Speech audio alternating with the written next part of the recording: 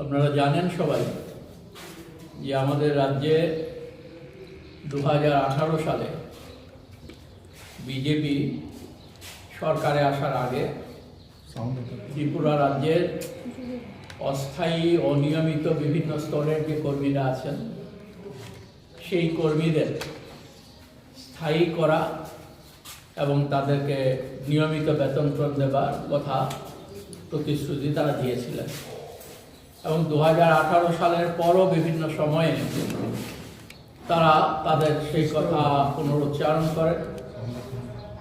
আমরা অবাক বিস্ময়ে লক্ষ্য করলাম যে বামফ্রন্ট সরকারের সময় যে নিয়ম ছিল যে অনিয়মিত কর্মচারীরা তাদের একটা নির্দিষ্ট সময় পার হলে পর নিয়মিত করানোর জন্যে তাদের ব্যক্তিগত কোনো আবেদনের দরকার নেই।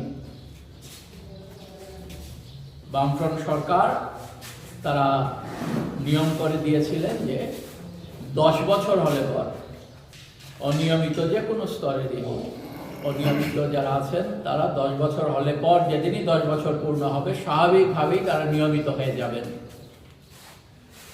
এই জায়গায় আমরা দেখলাম যে যারা বলেছিল তার চাইতে অনেক বেশি বড় কথা বলেছিল যে যারাই অনিয়মিত আছে তাদের সকলকেই যখন খুশি তখন করে দেবে। সেই জায়গায় দেখলাম যে 2018 সালে সরকারে আসার পর 2018 সালেই তারা একটা সরকারি সিদ্ধান্ত নেন। সেই সিদ্ধান্তে তারা বলে দেন যে না, এই অনিয়মিত কর্মচারীদের একেবারে স্বাভাবিক নিয়মেই 10 বছর পর হয়ে যাবে, এটা থাকবে না, এই ব্যবস্থাটা থাকবে না।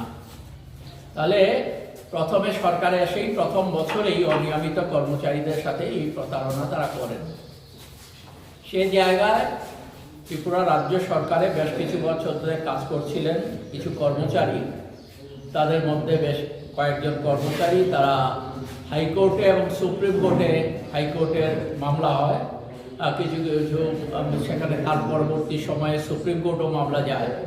সেই মামলাতে সুপ্রিম কোর্ট সুস্পষ্টভাবে বলে দেয় যে আমাদের এই অনিয়মিত কর্মচারী যারা আছে তাদেরকে নিয়মিত করতে হবে এবং নিয়মিত বেতন গ্রহণ দিতে হবে, এই ঘোষণা হয়ে যায়। কিন্তু ঘোষণা হওয়ার পরও এখন পর্যন্ত আমরা লক্ষ্য করছি সুপ্রিম কোর্ট, আমাদের দেশে যেটা নিয়ম যে সুপ্রিম কোর্ট যে রায় দেয় সেই রায় কার্যকর ভারতবর্ষের প্রতিটি স্তরের, সেখানে সেন্ট্রাল গভর্নমেন্টই হোক বা রাজ্য সরকারই হোক, প্রতিটি স্তরেই এটা কার্যকর করা যে নিয়ম আমাদের দেশে চালু আছে। এই জায়গায় আমাদের বর্তমান রাজ্য সরকার সেটা তোয়াক্কা করছে না, সুপ্রিম কোর্টের রায়কে তোয়াক্কা করছে না, যার জন্যে আজকে অনিয়মিত কর্মচারীরা একটা, আমাদের রাজ্যে হাজার হাজার অনিয়মিত কর্মচারী সেখানে আছেন, সেই কর্মচারীরা একটা অনিশ্চয়তার মধ্যে তাদের জীবনযাপন করতে হচ্ছে। এই জায়গায় আমরা যারা ট্রেড ইউনিয়নে কাজ করি আমরা তাদের এই যে সমস্যা থেকে চোখ ঘুরিয়ে রাখতে পারি না। আমরা তার জন্যে আগামী 23শে মার্চ রাজ্য বিধানসভা অভিযান করতে যাব। আমরা 23শে মার্চ রাজ্য বিধানসভা অভিযান করব। আমরা দাবি রেখেছি যে সমস্ত অনিয়মিত কর্মচারীদের নিয়মিত করতে হবে এবং তাদের পূর্ণাঙ্গ বেতনক্রম দিতে হবে, এই দাবি আমরা রেখেছি। আমাদের দাবিতে মুখ্যমন্ত্রীর কাছে আমরা যাব 23শে মার্চ ডেপুটেশন দিতে বিধানসভায়। এবং আমরা পাশাপাশি এটাও লক্ষ্য করছি যে আমাদের রাজ্যে শিক্ষক কর্মচারী বিভিন্ন স্তরে যারা আছেন এবং যারা পেনশন হোল্ডার আছেন তাদের প্রায় 17% দিয়ে বকেয়া আছে। 22% ছিল, সম্প্রতি 5% দিয়েছে। এবং এটাও আমরা মনে করি যে সামনে এডিসি নির্বাচন, তার জন্য এই নির্বাচনকে সামনে রেখেই এই ডিএটা দেওয়া হয়েছে। যদি নির্বাচন না থাকতো তাহলে পরে ডিএটা পেতেন না কর্মচারীরা। তার ফলে কি হচ্ছে, এই ডিএ 17% না দেবার ফলে আমাদের রাজ্যের এক একজন শিক্ষক কর্মচারী সর্বনিম্ন 6-7 হাজার টাকা করে প্রতি মাসে, 6-7 হাজার টাকা করে, সর্বোচ্চ সেখানে 20-25 হাজার টাকা পর্যন্ত কম পাচ্ছে প্রতি মাসে। এক একজন শিক্ষক কর্মচারী, তার বিভিন্ন স্তরের কর্মচারী যারা আছেন তারা সেখানে কম পাচ্ছেন। এবং ডিআর, আমাদের যারা পেনশন হোল্ডার আছেন, ডিআরনেস রিলিফ বলে এটাকে, পেনশন হোল্ডাররা সেই ডিআরনেস রিলিফ তারা পাচ্ছেন না। এই ধরনের একটা অমানবিক কাজকর্ম আমাদের বিজেপি সরকার আমাদের রাজ্যের কর্মচারীদের প্রতি করছে। এবং যারা প্রতিশ্রুতি দিয়েছিল সপ্তম বেতন কমিশন যেদিন আসবে সরকার, তার পরের দিনই আমাদের দেশের সর্বোচ্চ স্তরের নেতারা এখানে এসে বিশাল বড় বড় কথা বলে গিয়েছিলেন যে যেদিন সরকার আসবে তার পরের দিনই আপনারা হাতে হাতে সপ্তম বেতন কমিশন নিয়ে যাবেন। দেখা গেল সপ্তম বেতন কমিশন তো ত্রিপুরায় কার্যকর হয়নি, বরং আজকে তাদের যা ডিএ বা অন্যান্য যে সুযোগ সুবিধাগুলো পেনশন হোল্ডারদের ডিআর সেটাও তারা পাচ্ছেন না। তার পাশাপাশি আমরা এটাও দেখছি, আমরা দীর্ঘদিন ধরে দাবিতে লড়াই করছি যে শ্রম কোড যেগুলো করা হয়েছে ভারতবর্ষে, এটা হচ্ছে পুরনো যে শ্রম আইনগুলো ছিল, এই শ্রম আইনগুলো ছিল শ্রমিকদের স্বার্থ রক্ষা করার জন্য। আর এই শ্রমিকদের স্বার্থ রক্ষা করার জন্য যে আইন, এই আইনগুলোকে পাল্টে এটাকে কোডে রূপান্তরিত করা হয়েছে মালিকদের স্বার্থ রক্ষা করার জন্য। ভারতবর্ষের বর্তমান বিজেপি সরকার শ্রমিকদের সর্বনাশ করে মালিকদের স্বার্থ কিভাবে রক্ষা করা যায় তার জন্য কোডগুলো কার্যকর করার জন্য তারা নভেম্বর মাসে নোটিফিকেশন জারি করেছে। এই আইন সেখানে রূপায়িত হওয়ার পর, আইনে রূপান্তরিত হওয়ার পর কোডগুলো, এবং এটা কার্যকর করার জন্য নভেম্বরের সম্ভবত 21 তারিখ থেকেই এটা কার্যকর করার জন্য তারা সিদ্ধান্ত ঘোষণা করেছে।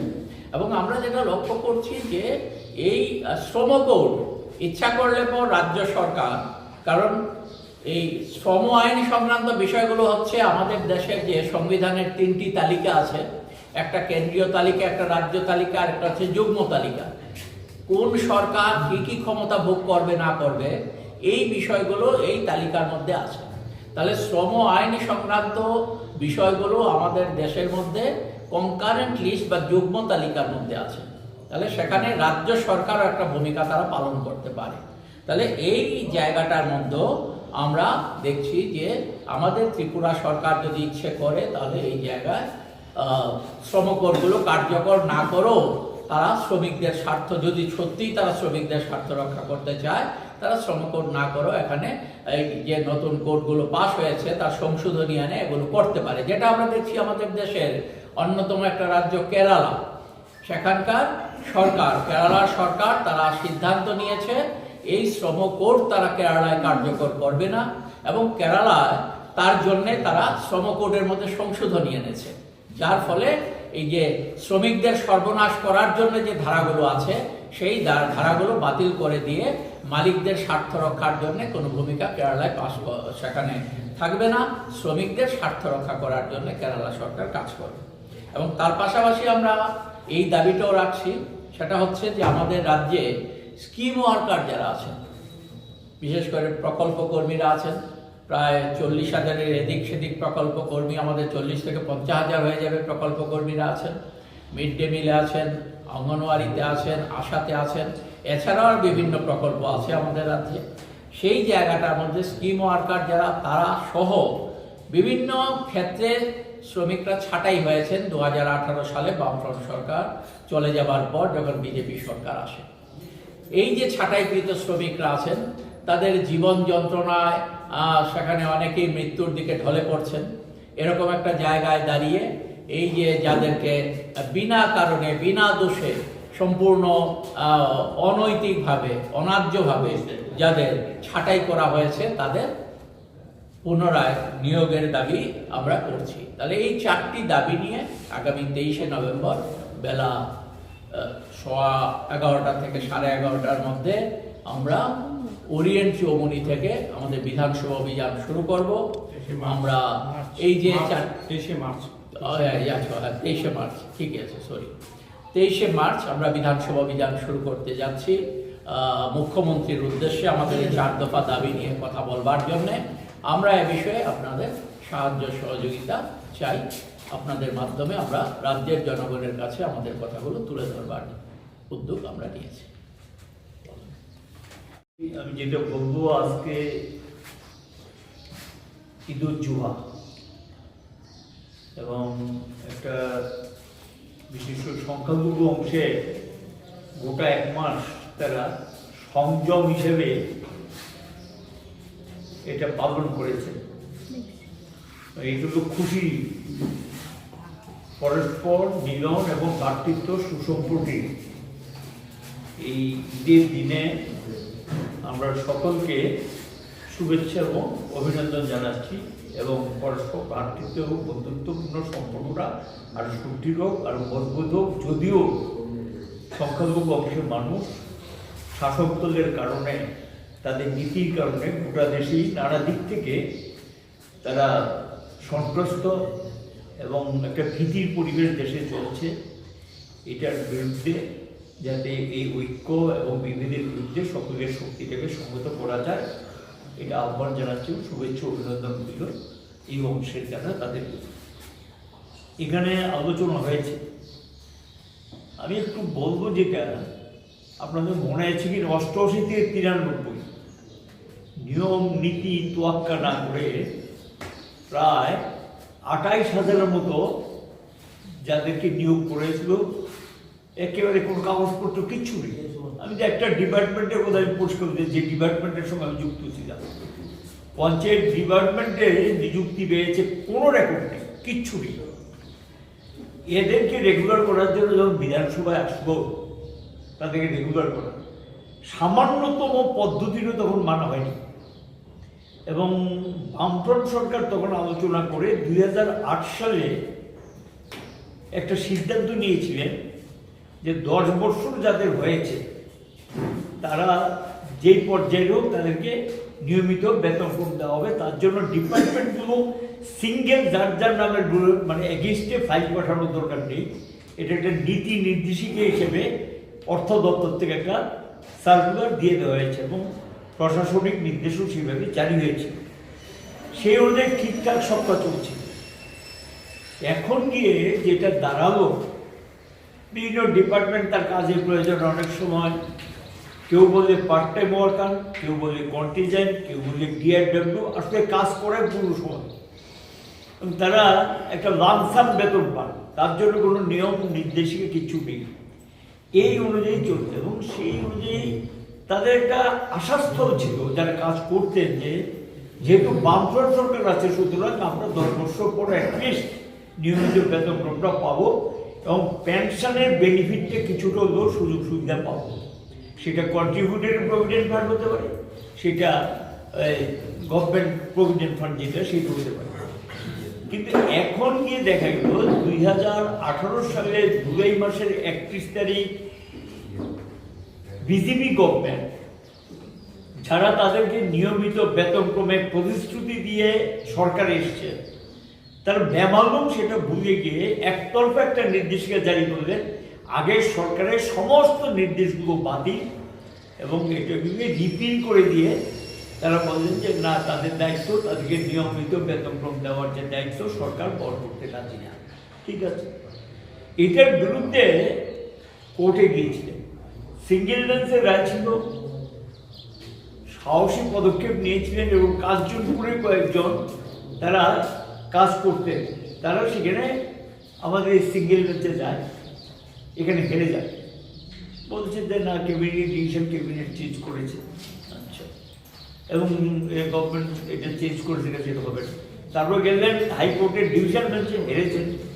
সাহসী পদক্ষেপ নিয়ে ওই যারা ওয়ার্কার ছিলেন ডিআরডব্লিউ, তারা গিয়েছেন সুপ্রিম কোর্টে। সুপ্রিম কোর্টের ডিভিশন কোর্ট সবটা শোনার পর বলেছে সরকার চেঞ্জ হতে পারে, কিন্তু যারা এই ধরনের কাজের সঙ্গে যুক্ত, নিয়মিত কাজ করেন, সমস্ত কাজ তাদেরকে দিয়ে করার পর হাউ লং, কতদিন চলবে? একটা মানুষকে তো এটা অনেকটা মানে তার শ্রমটাকে আদায় করে না হয়, তার প্রাপ্যটা দেওয়া হয় না। এটার ভিত্তিতে তখন সুপ্রিম কোর্ট হাইকোর্টের রায়টাকে বাতিল করে দিয়ে পরিষ্কার ত্রিপুরা সরকারকে নির্দেশ দিয়েছেন যে এদেরকে রেগুলার করতে হবে 3 মাসের মধ্যে, আর ওই পিরিয়ডে তাদের যেই ডেটে রেগুলার করা কথা, সেই যেহেতু তারা রেগুলার হয়নি, ওই পিরিয়ড থেকে 30% বেতন তাদেরকে দিতে হবে নির্দেশ দিয়েছে। তা আমাদের বক্তব্য হলো যে এই যে নির্দেশটার পর এখন রাজ্যে 26,000 মতো আছে, এদের কি হবে? এটা তো সবাই অধিকাংশ 10 বর্ষ অতিক্রম করেছে। 10 বছর যদি অতিক্রম করে বেতন পাচ্ছেন 10,000-এর নিচে, কেউ 5,000, কেউ 4,000, কেউ 6,000, কেউ 7,000, 8,000, এক এক জায়গায় এক এক রকম। তো তারা তাদের কিন্তু নিয়মিত বেতন সবারই দেওয়া উচিত। সরকার খুব দ্রুততার সঙ্গে সিদ্ধান্ত নিয়ে এর থেকে শিক্ষা নিয়ে যাতে তাদেরকে সকলে নিয়মিত করা হয় এই দাবিটা বলেছেন এবং কিছুক্ষণ আগে ব্যক্ত করেছেন। এবং এই পরিস্থিতির মধ্যে সুপ্রিম কোর্টের রায়ের পর তো আর কিছু থাকে না, এটা সকলের ক্ষেত্রে এটা প্রযোজ্য হওয়া উচিত। ফেব্রুয়ারিতে 2026 এই সিদ্ধান্ত ফেব্রুয়ারি মাসে জানিয়েছে। এবং এই অবস্থার মধ্যে ডিএ নিয়ে বলেছেন, ডিআর নিয়ে বলেছেন। 7th পে কমিশনের গল্প দিয়েছে। 7th পে কমিশন আমরা যতটুকু জানি দিল্লি স্টেট গভর্নমেন্ট, আরও 1-8টা রাজ্য আছে কিনা আমার যথেষ্ট সন্দেহ আছে, বাকি কোনো স্টেটই 7th পে কমিশন করেনি। তবে ডিএ যেটা রিলিজ হয়, সেন্ট্রালের যে ডিএ সঙ্গে স্টেট, অনেক স্টেট এই ডিএটা দিয়ে দিচ্ছে। আর 7th পে কমিশন আর ডিএ কিন্তু এক না। 7th পে কমিশনের টোটাল ডিএটা রিলিজ করার পর তার পে স্ট্রাকচারটা চেঞ্জ হবে, টোটাল পে স্ট্রাকচার চেঞ্জ হবে। এবং সেন্ট্রাল গভর্নমেন্টের আদলে, কেন্দ্রীয় সরকারের আদলে অনেকগুলো সুযোগ সুবিধা যেগুলো, সেই সুযোগ সুবিধাগুলো স্টেটে যারা কর্মরত তাই সেই সুযোগটা পাবে।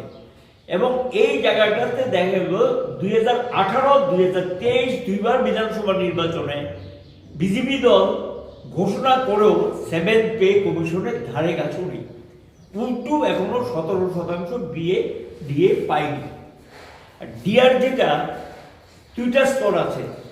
যখন বামফ্রন্ট সরকারের সঙ্গে নিয়ম ছিল, যখন ডিএ রিলিজ করা হতো একটা লামসাম টাকা এই ধরনের ওয়ার্কার যারা আছে তাদেরকে, স্কিম ওয়ার্কার সহ তাদেরকে দেওয়া হতো। এই টাকাটা এখন দেওয়া হয় না। কেন পাবে না? কি অপরাধ তাতে? কি কারণে দেবে না তা পর্যন্ত দিচ্ছে না।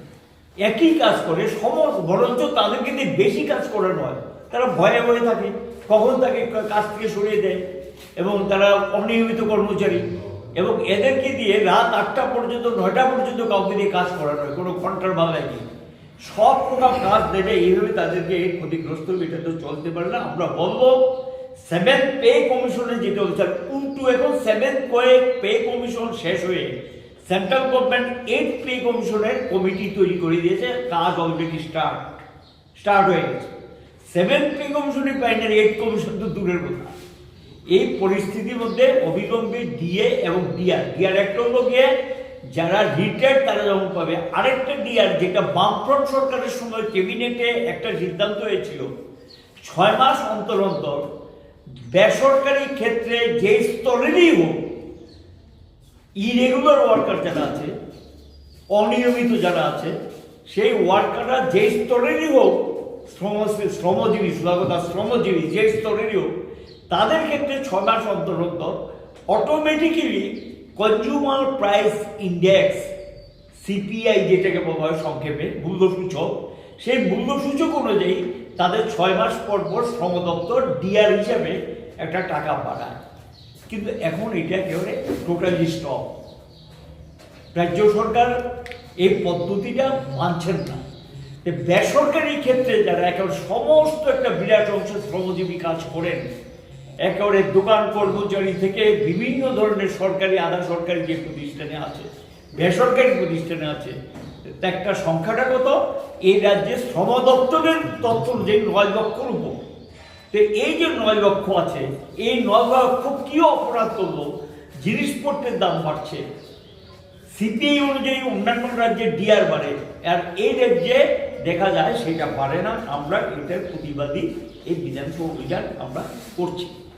অসংখ্য খালি পদ বিধানসভা আলোচনা চলছে, তারই হিসাব দিচ্ছে। তাহলে এই খালি পদগুলো পূরণ না করাতে হলো কি? সেখানে গিয়ে যেমনি খুশি এমনি যারা আছে এই কাজ করে তাদেরকে দিয়ে সবটা কাজ করানো, কিন্তু তাদেরকে কিচ্ছু দেওয়া হয় না। একটা লোককে এভাবে শোষণ করবে সরকার, এ তো মানে ভাবা যায় না।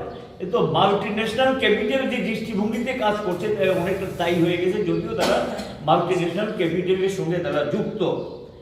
এবং এইখানে গিয়ে আউটসোর্সিং সহ অন্যান্য যে বিষয়গুলি আছে, এবং এই আউটসোর্সিং সহ এবং যে দেখা গেল যে কন্ট্রাকচুয়াল ওয়ার্কার হিসেবে তাদেরকে ব্যবহার করা হয়, আউটসোর্সিং সহ কন্ট্রাকচুয়াল ওয়ার্কার হিসেবে যে এই আউটসোর্সিং কন্ট্রাকচুয়াল যেটা চলছে এই পদ্ধতিটা বাতিল করা উচিত, বাতিল করে সেখানে তাদের নিয়মিত বেনিফিট যাতে দেয় সেটা একদম শ্রম আইনকে লঙ্ঘন করছে, এটা হওয়া উচিত না বলে আমরা মনে করি।